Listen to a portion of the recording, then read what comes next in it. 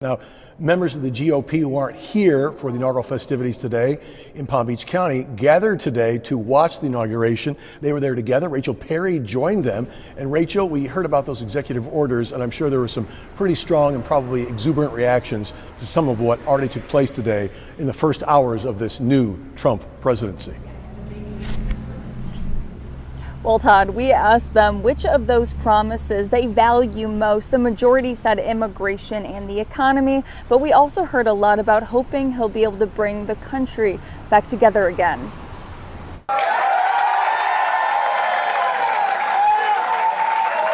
Cheers filled the building as President Donald Trump is sworn in as the nation's 47th president.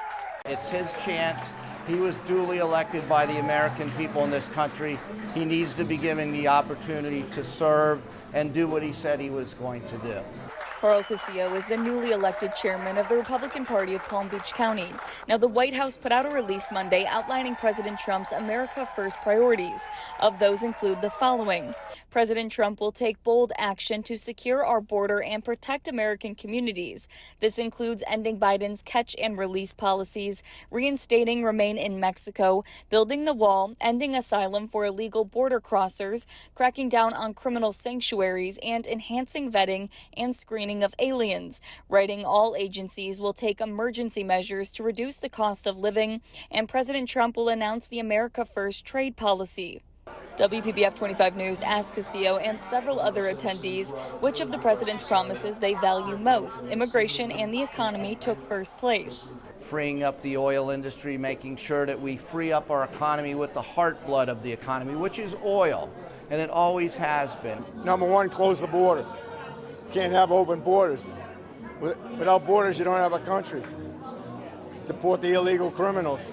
There's a lot of them all over the country. What's the top one for you? For me, it's bringing the country back together. I think he's more of a person that can actually bring the country back together, both sides, be all Americans, love each other, and get that back. Watching as President Trump was formally admitted into office, some say this time is extra special. Unbelievable. We've been fighting for 4 years, and I knew it was going to happen. It was a extra special, once-in-a-lifetime kind of thing where a president gets reelected after 4 years of not being in office. Pretty special. Now, after the July assassination attempt in Butler, Pennsylvania, and the second here in Palm Beach County, those we talked to say they worry for the president but pray for peace.